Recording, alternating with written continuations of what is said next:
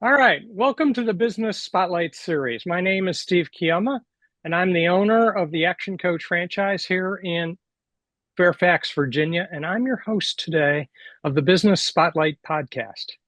And today I have the pleasure to introduce Karen Barbour, the founder and president of the Barbour Group, as my guest. And today we're going to talk about Karen's business, her journey into business ownership, some of the challenges, best practices, and share a peek into what it's really like to build and operate a business. So if this is your first time on the channel, be sure to like and subscribe and get notifications when shows like this drop. Karen, welcome to the show. Thank you Thank for you. being thank you for being here. And if you would, please give us a little bit about who you are and a little bit about your business, if you would. Well, I'm Karen Barbour. I do own the Barbour Group. I'm founder and president, and I've been in business on my own since 2002. And about 4 years ago, my company had a turnover. Well, it's family run, so it's very exciting. And we're doing better than we ever have in business. And it just took a while to get there because some people had to grow up in order for me to hire them. But anyway, we do surety bonds, any type of bond except a bail bond, and we do it across the country. In Puerto Rico, we do bonds overseas for the State Department and USACE, United States Army Corps of Engineers. And I've been actually in the business since 1985. I started out as an underwriter at the home office level for a major corporation, and then at the branch for another corporation. So I did that for about 10 years. And then I decided I would become a bonding agent. I was, I think, the first female bonding agent that was charged with outside sales in my area in the DMV. I did that for 8 years, and then I decided to go on my own. And I took all my accounts with me and my markets, and it's been one ride since then. I can tell you, I've seen every economic dip I think there is to see since 1985, and I'm still standing. Um, I believe I'm the only female surety agency owner in the area that started with 20 bucks to my name. I also just don't do bonds. We are big legislative advocates. I've gotten a lot of bills passed in the state. I got an amendment on the Stimulus Act that revamped the SBA bond program. I won the US SBA Small Business Person of the Year. I'm part of Ernst& Young Winning Women Entrepreneurial Awardees, um, and more. I've won many awards for my advocacy and helping break down barriers for small business, and basically to stop corporatism. You know, the idea of big businesses yielding procurement laws that small businesses can't even afford to understand or even implement. And but I do bond big businesses, but there are plenty of big businesses out there that are very responsible to their communities and want to build up the small businesses and enhance community support. And so it's not like I'm the antichrist for big business. um, but I don't like injustice, and my team is just as strong as I am about that. So it empowers all of us to do better. I also have a nonprofit called Party for a Cure Corporation. We help children in Maryland and in the DMV with neuromuscular diseases. We've raised about 1.5 million, and my agency contributes. The board is all volunteer based. Gaines and Company and I founded it a long time ago. And then Joe Laney and John Bardavis came on board. Joe Laney has MT Laney and John Bardavis is a CPA. And now my daughter's on the board, Audrey Barbour Lopez. I keep forgetting. Got to add that Lopez in there. And so we don't take any money. All the proceeds go to the families in need. Denise Koch is our MC. She is with WJC TV. And so we're going to have another event probably in September, a crab gala. We have it's a lot of fun. So anyway, the other company that we have is the Alliance for Hispanic Commercial Contracts. It's small and mighty. We have some great sponsors like Chesapeake Employers Insurance, M&T Bank, uh, Maryland Department of Transportation, my company, uh, and DeWalt Tools, and we're getting more sponsors. And all the money that we get from our sponsors, we give back to our members to help pay for financial statements, claims consultants. We don't pay for it their entirety. We pay for like 1 or 2 hours of consulting time because I want to make sure, it's expensive. Hispanic firms don't have a lot of money. They're worried about who's really gonna help them. And we just want to bring them out of the shadows a bit to let them know there's really people here on the other side of the community fence that want to help. And so, we've really helped a lot of contractors navigate the procurement space to be very successful. And we're really proud of that, especially when they can send their children to nice colleges because of the money that they make. Um, and my team, the Lopez's are from Nicaragua. So, it's a nice way to have them have a stake in what we do and feel good about serving their community. So it's been a nice blend, and we feel good about ourselves, and that's important. Um, so that's about me. I mean, I've gotten articles published. I've been around a block a few times. So there's enough about me on Google. You can read up on it. I think somebody published my life story, which, oh my God, I hate to even see that thing. But anyway, it's there. Um, so it's up to you if you want to do a deep data dive. You can find some. Oh, I started a new political party too. Might as well put that out there. It's on my LinkedIn anyway. The National Small Business Party, and it. I figured, all the politicians say small business is the backbone of America, but we don't have a spine in Congress. So why not create a spine? I want to see small business determine their own size standards. I want to see small business have a voice in the Office of Advocacy for the Small Business Administration. And I want to see us fight regulation in unison that's going to hurt our companies, whether it's construction or otherwise. I want to see farmers get better support. 333 family farms disappear weekly in the United States. That's not good because America, our landscape is what makes us beautiful. And it's the family farms that do that. Um, and I want to see tax reform. I think it's unconscionable to tax anybody making 25,000 or less. Um, if you don't tax them, maybe we don't need so much federal help. We can get rid of some programs that are really costly on an administrative standpoint. So it's all in our platform. My platform is the only one with hyperlinks that you can find the data, and it's a living platform. So if you would like to submit a change or additional data, it hasn't really been updated in a while. I've been kind of busy, but anyway, I'm just putting it out there because you'll Mhm. find it. So it's really, we have supporters, but I was really hoping some millennials would take hold of it and run with it. So we'll see. Awesome. Awesome. It's been quite a journey. Yeah, why Done a not? lot of things I there. don't know what I'm going to be when I grow up. Who knows?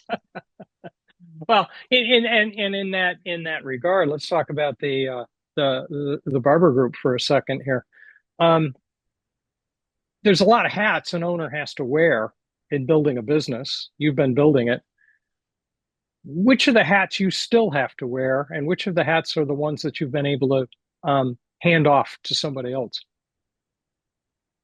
Oh, well, I don't touch the accounting anymore. Good. I don't handle commercial bonds, Hmm. uh, transactional business anymore. Uh, we do get some small business accounts that we have a program that you can get approved for bonds with personal credit up to $1 million. Hmm. I try not to handle those. I like to hand those off. It's a nice way of building revenue for other producers in the agency. Hmm. Um, and so I focus on my existing clients and I focus on building teaming relationships. Hmm. Excuse me. So for example, I convinced one of my clients that's HubZone and Women in Small Business to fly to San Antonio with me to meet another large client that's a Super 8A so they can get together and pursue some work that they both can benefit from. And so I'm trying to build synergies between my client base, which is Got it. But I also have an exclusive bond program with Hensel Phelps Construction. I'm the Hmm. only agent that has it, and I've had it for quite some time. And I pitched it to other general contractors, but Hensel Hmm. Phelps was really the only one that wanted to take a big bite into it. Hmm. And so we have a 20-year relationship, just about at least 15. And I don't know why my voice is going. And I'll have some stale coffee. Hold on a sec. And so I bond their subcontractors. So if they require their subs now 150,000 and hire to bond back, Hmm. we just don't do small business with them. We can do big business with them too. Like Hmm. if they have teaming partners that want to get together, maybe these Hmm. contractors never needed a bond before. Maybe they need more capacity, like if they need another 30 million or something and they can't get it. This program can really be beneficial. We have a dedicated surety. I'm the only bonding agent, and Hensel Phelps. We all work together and we try to make things happen, and we do whatever we can contractually to make the job work. Um, and I also introduced one of my clients to Hensel Phelps, and they walked away with about $40 million worth of work. That was very nice. So partnering and for me and teaming is really important. And I have this extensive network, so it's very valuable. I also have a senior advisor on my team, a retired brigadier general who used to run the North Atlantic Division of USACE in the Mississippi District, and he is a valuable team member. If one of my federal contractors needs some advice, it's nice to have him on board to help out those clients. Anyway, that's my hat that I wear that I haven't given up. Awesome, awesome, awesome. Who would you consider your most valuable kinds of customers? Do you have a single target market? It sounds like a little bit you're looking in several different niches here. Well, we're bonded across the country, so we can Hmm. bond anybody. I Hmm. have offices in Nashville, so Hmm. it's a good stopping point to the rest of the world. Hmm. Um, and it's easy to get to Nashville. People Hmm. like to come there anyway, so Hmm. it's good to have meetings there and entertain clients. Hmm. Um, so there isn't any, I mean, contractors who need a lot of bonds would be the perfect solution for me. But you know what? There also is that client out there that may only need one or two bonds a year, but has such a good brand and name in the industry that being co-branded with them is important because it Hmm. just shows to the rest of the world Hmm. that I'm deserving of their attention, you Mm, know? okay. I've I've been I've passed muster with somebody like that. That's why Hensel Phelps is very important to me. For them to co-brand with me and to put me on their website is a big deal. Hmm. Yeah, that makes sense. That And makes and sense. that's yeah. So I mean, I have clients that probably only need one or two bonds a year, but their integrity and what their name and character mean in the industry and to be associated with that is really nice. Very good. Very good. If I was a contractor, whether in the construction field or in the federal space, why would I call on you as opposed to somebody else in the industry? What makes you unique? Well, I think anybody can give you a bond, right? I mean, but we go Hmm. the distance. I mean, if if there's an issue that you're having, we know people that can help you solve that issue Hmm. because our network is big. And you're not dealing with these large agencies. You're going to be dealing with a producer who Hmm. has to answer to so many people above him, and they're Hmm. not going to give you advice. They're not going to be able just to talk to you plainly because they're going to be too worried about an E&O claim. I'm Hmm. not going to worry about an E&O claim. I know my business. I know what I'm saying is right, and I'm the owner. Hmm. Hmm. So, and then my son-in-law who works for me, I mean, he's right there with me. I mean, Hmm. so you don't have far to go up the ladder here at all at the Hmm. agency. Hmm. I have a chief growth officer. She also works the DoD mentor protege program. Hmm. She's very well connected. We're a seasoned team, Hmm. and we're not just out for the dollar. We're also out to see how we can make a contribution to your business that goes beyond the bonding, right? Good, good, good, good. Awesome. Let's kind of change gears here. Why did you choose to go into business yourself as opposed to stay with somebody else? Well, I don't look like most bonding agents, True. you know, and it's kind of tough for women are in this business to really speak their mind. And I have a tendency to speak my mind. I just was like a square peg in a round hole. Okay. Yeah. And I wanted to be legislatively active. I wanted to get reform. Like I got the Hmm. Virginia lien law passed. I changed. I got a lot of things done. And you can't do that when you're working for somebody else because they don't want you to be political, right? They want you to produce business. They don't want you to Hmm. go off on these tangents, right? Hmm. Hmm.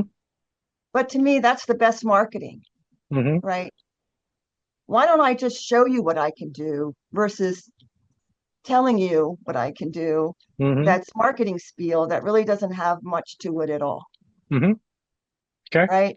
And if I can, like when Senator Mims was in Virginia, he was great. We worked on changing the lien law back then in 1998 to where you could actually file a lien on sums not yet owing on a contract. Before you couldn't do it. And that little change made a big deal of difference to a lot of contractors to get their money. Good. Good. So you get empowered with that. You feel Hmm. like you're worth something. Yeah. Like you've made an impact. Yeah, and that's important to me. Yeah. It's hard to make an impact when you're an employee. If I'm going to spend time away at that time from my two little girls who were cute as buttons back then, and I had a father that I was taking care of who later got Alzheimer's. Mm. If I am, and I was a single mom, and if I mean, unfortunately, their father left the country, so it wasn't like he even had joint custody. Hmm. Um, it was terrible for them. Hmm. So you got to be home, right? You got to Hmm. be home. You can't be going out to all these events at night. And although I did sometimes, you feel so guilty. But I thought if I could get involved with the politicians of my town and where Hmm. I worked, and they usually have breakfast meetings. The Hmm. legislature is open before 5, right? So Hmm. I could Hmm. go there, I could testify, I could do things, I could make an impact. And usually people in politics have money and they know people with money. So if they like me, they're going to drop my name. Hmm. And that was the only way I thought being a single mom at the time with all that responsibility and owning a business to get my name out there in a good way. So that's why. Good. Good. Good. Good. Along that journey, and I think I've got a guess here. What's been the most memorable hurdle you've had to overcome in this journey? Well, some people don't want me to be in their sandbox. And I had Sounds to like a fight some personal law. problem to me. I know. I mean, I didn't do anything bad in the sandbox. If anything, I was tidying it up, Yeah, getting all the useless toys and broken toys out of there. But no, so I got sued, but I won. good. But it took its toll, you Yeah, know. Yeah, yeah. that's okay. Success is the best part of revenge. And that's so I decided I was going to be even more successful. So you set the bar a little higher? Yeah, I think they thought they were going to bankrupt me and put me out of business, but they didn't. Yeah, well, okay. So you got your name out there instead, huh? I did. I did. They were so mad. I think they put out a op-ed in the ENR magazine. They try to defame me or something. And I'm like, oh, they just promoted me even more. Yeah, yeah, Fine. yeah. If I'm that important to where they have to put me in an op-ed in ENR, screw them, right? Awesome, awesome. So thinking about the future, and that kind of brings that up, where do you see you taking the business over the next 5 to 10 years? oh, I'm not going to retire. This is too much fun. I But didn't I'm ask going to have that to, question. I, I think I would like to take a little back seat and not work so many days and Mhm. let my team take control if they want to. And if they tell me after 10 years they don't want the agency, then I'll think about selling it, I guess. Okay. All right. Yeah, I Yeah. have options. But it's a nice business, and to start an agency today is going to be impossible. Mm-hmm. It's a lot of money now. Mm-hmm. And to have the markets that we have, it would be tough to get on their own for any Mm-hmm. new agency. So, and our reputation is there. So I don't know. It's up to them if they want to do it. But I What would would rather give it to them than sell it. what would you say you've got for market share at this stage of the game? Is it big? And I'm not asking for a number. Is it big? Is it small? Is it someplace in the middle? Oh, I think I'm probably a dot compared. I mean, if you look at Marsh and Aon, all those big agencies, they write so much. But I mean, we do more than just a few million here. So we're not tiny, tiny. Mm-hmm. We Mm-hmm. can leverage good terms with surety companies, given the amount of premium we put with them. But Mm-hmm. you don't really want to go there. I mean, you don't you don't want to act like an asshole to your surety markets and start pounding Mm-hmm. like you're the $800,000 gorilla unless you absolutely have to save a client, right? Mm-hmm. But we try to be humble here, Mm-hmm. and we Mm-hmm. try because I was an underwriter once and I didn't like that treatment at all. Mm-hmm. And the nice thing that we do here that sets us apart is that we're frontline underwriters. Mm-hmm. And so we try to underwrite the account. Well, we do underwrite the account, and then we decide which surety we're going to send it to. We don't mass Mm-hmm. market accounts. Mm-hmm. I have clients that have been with me for 30 years now. Mm. Good. Well, since Good. 1994, so 31 years. Yeah. Thereabouts. And Yeah. and so we don't because you never know where that underwriter with that surety company is going to end up. They Mm-hmm. might get another job offer. Mm-hmm. So such a small industry. You really want to play nice with your underwriters. You want to give them the respect they deserve. Mm-hmm. Now, I do get a little testy from time to time, but always apologize. Mm. But that Uh, said, if you're just a dot in the overall scheme of things, you got a lot of room to grow if you want to grow. yeah, we do. Yeah, Mm-hmm. I don't Mm-hmm. want. I personally had too many employees before. I don't like the drama that comes with that. Mm. Um, Okay. so we're a small and mighty crew here. Um, but I mean, I could expand again. Mm-hmm. Mm-hmm. Um, it's just finding the right people that have your same mantra, Mm-hmm. you know, and Mm-hmm. work ethic. Mm-hmm. Yeah, Yeah. that makes sense to me. Kind of down that road, if you were knowing what you know now, you've learned a lot along the way. Let's pretend you were an employee today and you wanted to start your business. Is there anything you would do differently about how you started it up? Hmm. Uh, today is a lot different than 2002. Mm-hmm. I probably, if I had all those years in business as an underwriter and I wanted to start my own business, because I would have over 40 years in underwriting, I probably wouldn't start it with 20 bucks. That's hard. I think I would get a large bank line of credit, like 500,000, Mm, steal some people away mm, and build it faster. okay. All right. Yeah. The But question is, when you're young and dumb, you do young and dumb stuff. but it worked. Yeah, it worked.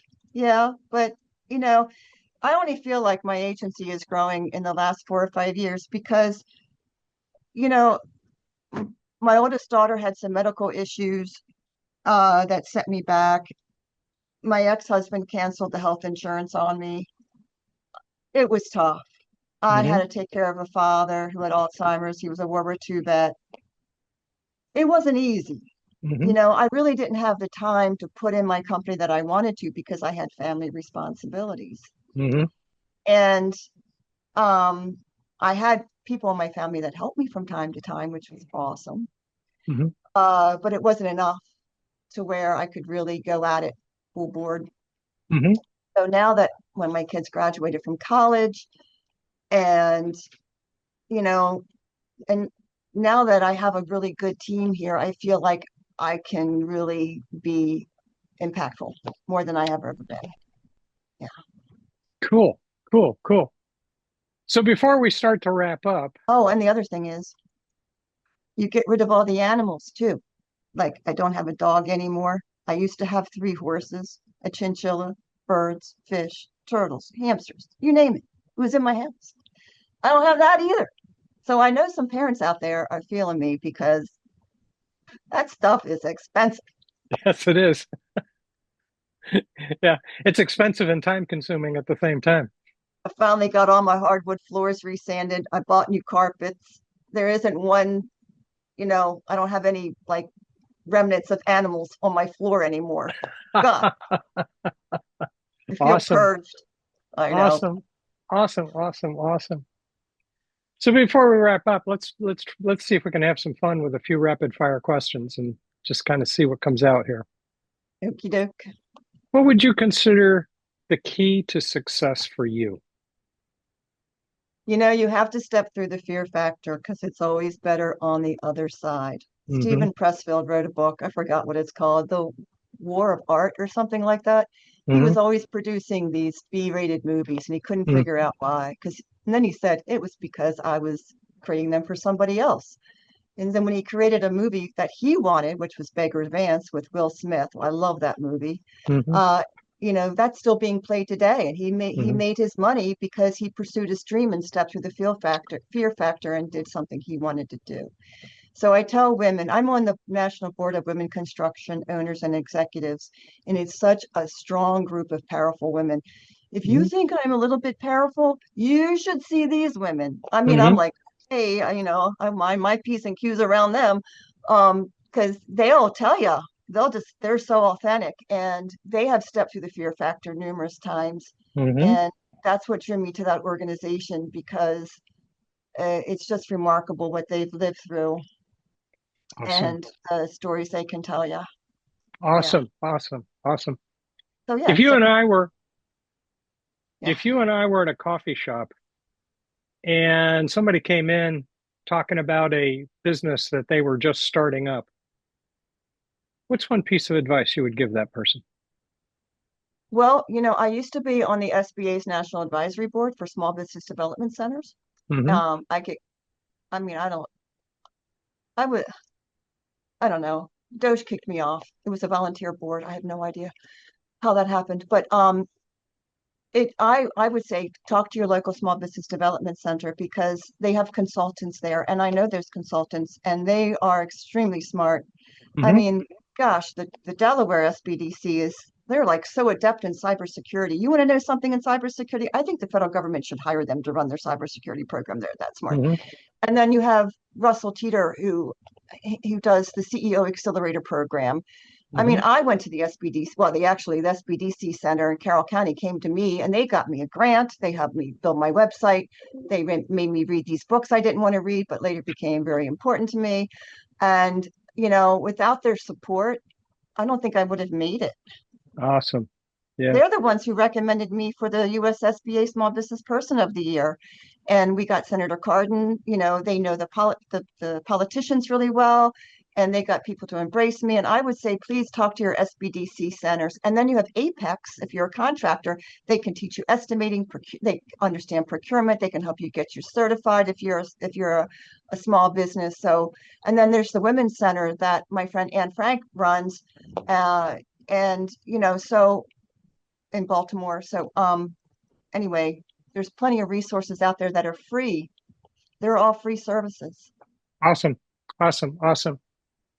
You mentioned books. Which one book you're reading now or have read recently that's had a real impact on what you're doing?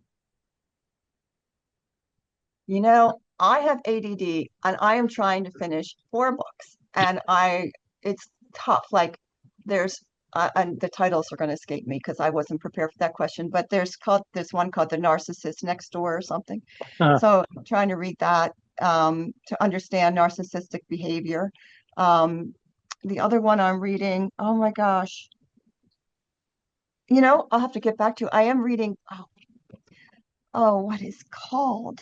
Darn it! I'm sorry, it escaped me. Um, it was a book given to me by a friend of mine about the Polish concentration camps, Hmm. and I forgot the name of it. But I told him I studied Cold War politics and Russian history, and I actually, when I was at Loyola, I got a petition when they were releasing the Hitler films. I signed a petition to have them released to the school. So we watched unedited versions of the Hitler films, which I wish I never saw because I can't get those images out of my head. But Yeah. I was talking to him because I wanted to be a spy, you know. But in 1984, when Ronald Reagan ended the Cold War, they weren't hiring spies anymore. Yeah. Yeah. So I ended up in the industry that I'm in. So I get to spy on contractors, so it's There kind of you cool. go. Is it any different, I get really? I get to know all their dirt, and I'm bound by the Privacy Act, and I can't tell anybody crap. So Yeah, yeah, that yeah. means I have to have a glass of wine or two in the evening so I can forget that responsibility and Yeah. carry on. But uh I'm reading that book, and my mother was Polish. So I just wish I could remember the name. I'm so sorry. Um but anyway, I'm reading those two. Awesome, awesome. You've had a great journey. You've done a lot of things. What would you Well, say? you live long enough, you can do Yeah, that. yeah, that's part of it. Yeah. When you look back on it, what would you say you're most proud of in that journey, in the business growth part of the journey?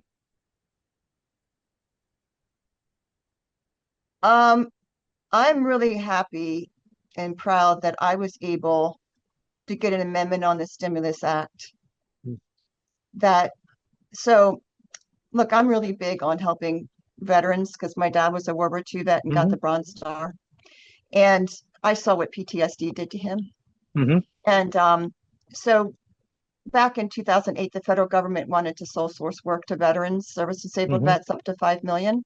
Mm-hmm. With the SBA, they back loans.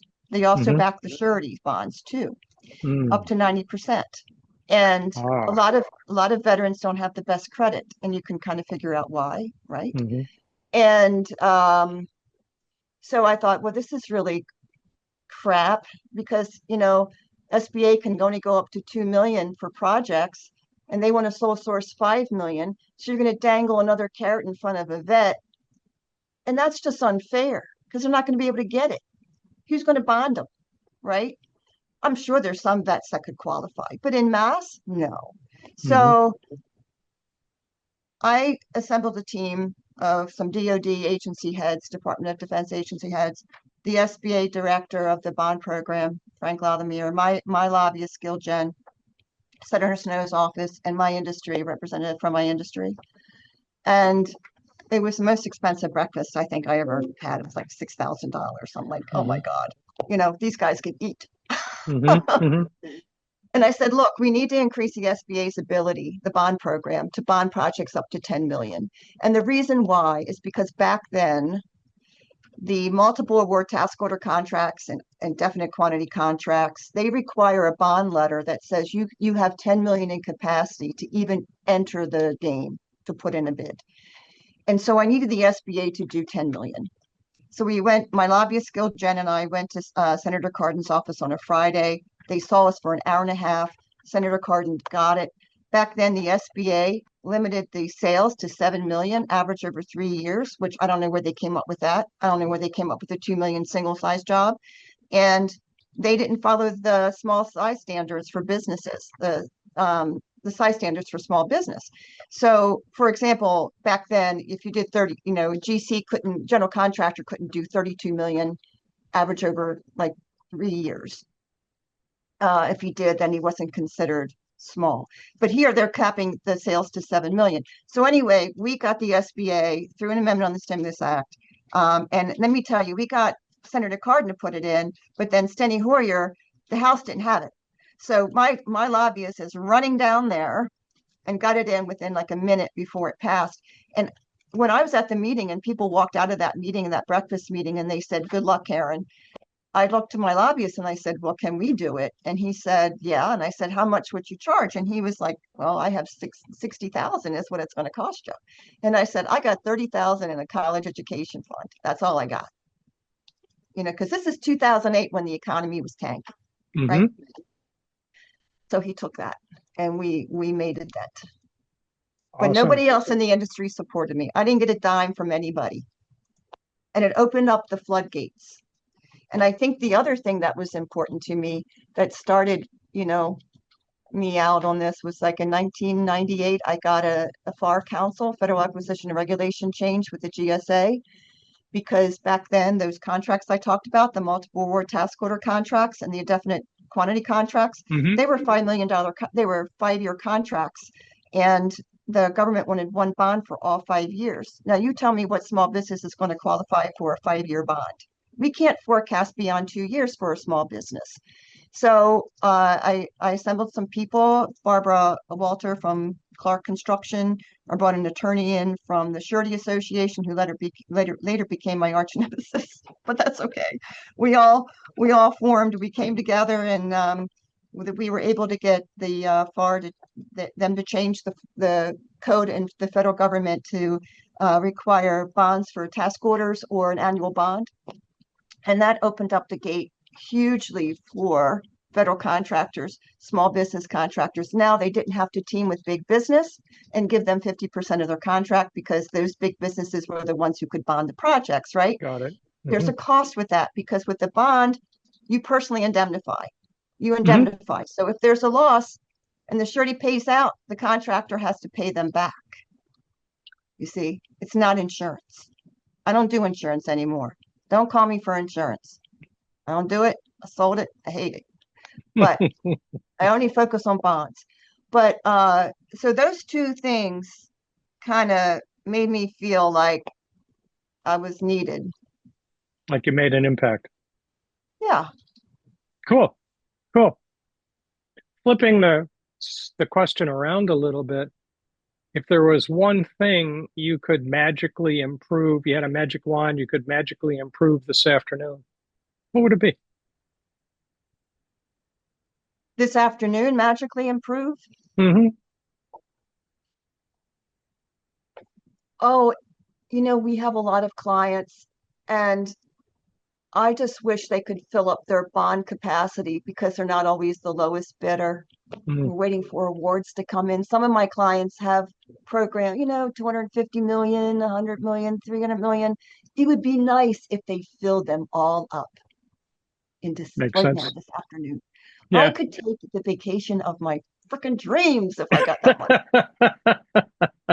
money. Fantastic. I Fantastic. could get Yeah, the that, facelift that I wanted. No, I'm just kidding. But yeah, yeah, I yeah, could yeah, yeah, I could yeah. improve. You can buy another horse. Oh God, no. I could bet on them though and not care about the money I lose. But I could also give it to my nonprofit and I could help a lot of people. We're helping a young family right now. They're in their 20s and they have the father's has muscular dystrophy, and his little boy is going to get it. He's walking now, but maybe he won't. Maybe it won't progress with new medication. And the mom is going to deliver a new baby on December 9th, an unplanned pregnancy, Oh, but very blessed to have it. But we're trying to help them.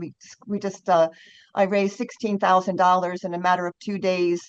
Uh, Lee Gaines, John Vardavis, and MT Laney and myself, we all pitched in and got them a van. good. The father hasn't been out of the house in 4 years, hasn't been to the grocery store, Yeah. hasn't gone to any of the kids' events at school, nothing. Yeah. He's been Feels sitting like at a home. vegetable. Yeah, so they're ecstatic. Yeah. Awesome. Yeah. Awesome. So if I had that money, I could do a lot of good things. So my clients listening to this, get busy. Sell something. Oh, something, please.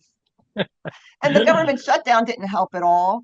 Jeez, Yeah. what Yeah. was that about? Oh my gosh. Well, we don't need to go there, but anyway. No, yeah. So most important question, how can people who want to know more connect with you? Well, our website is thebarbourgroup.com, Barbour, like the Barber hats and the Barber coats, that Hmm. spelling. And Our office number is 410-876-9610, and my cell phone is 301-343-8932. And after 10 o'clock at night, I'm not coherent. I'm usually too tired, but I can take calls pretty late. And I'm usually up around 6 o'clock in the morning. And let's see. And email is TBG, like the Barbour Group, tbg@thebarbourgroup.com. It comes to everybody at the agency, and somebody here can help you. And we can also get you pre-qualified for free on our website. There's a link for new clients. It doesn't cost anything. And you can get a marketing letter for your firm. You can put it with your proposals to show that you have bonding support. So that's all I can say. Fantastic, fantastic. Last question. What's most inspiring to you today? Most inspiring. Well, business-wise, Yes.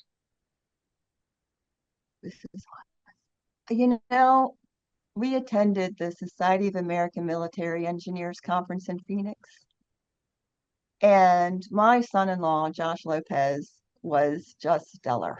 He really showed me what he could do. He was wonderful.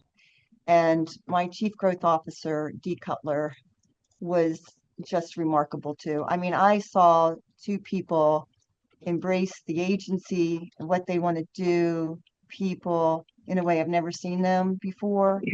And having them, with me has been great. And, inspiring is, my daughter, who has given birth to my grandson, and who runs my agency and hawks every dime that comes in here. And then Zion, his brother, who handles all of the legal documents here. We all are, I think we're all a little bit overworked right now, but it's very inspiring to see and to have a little piece of that, to have a purpose in all of that. Like maybe I opened the door for that. I feel a little bit humbled by what I'm seeing. It's just really sweet. Fantastic, fantastic. It's been an awesome conversation. You've shared a lot of good information, and I've really enjoyed hearing this story. So thank you so much for sharing it. And I encourage all of the audience to save the show, check it out, because there's a lot of you've been in business for a while, and I think there's a lot of insights there that when you're earlier in the stage and you haven't crossed all of those bridges yet, there's a lot of really good information there. So Karen, thank you very much for sharing that. Oh, you're welcome. And one other thing that I say a lot is that everything in life's a blessing. You just don't know it at the time. I mean, apart from losing family and, passing, but I mean, in business, just in the business world, and apply it to that. You'd be surprised. You think that when somebody leaves you, it's going to really be hard for you, but then the door opens where other people come in that, or you got to just wait it out. Yes, you do. You do. And that's a good insight by itself too. All of the challenges we face, we needed to face. We needed to find a way to overcome them. That's why they were presented to us. That's how we grow. We only grow by overcoming challenges. We don't grow by staying where we are. That's true. Anybody can make money when they have money. Yes. Yeah. It's a lot easier when you already have it, isn't it? It is. I didn't grow up with it, so, but it is nice to have it now. Okay. So I encourage everybody who's watching, save the show, come back and watch it again. Karen has shared a bunch of really good insights in here. So don't forget to like and subscribe to the channel so you can get notifications every time we drop a show like this.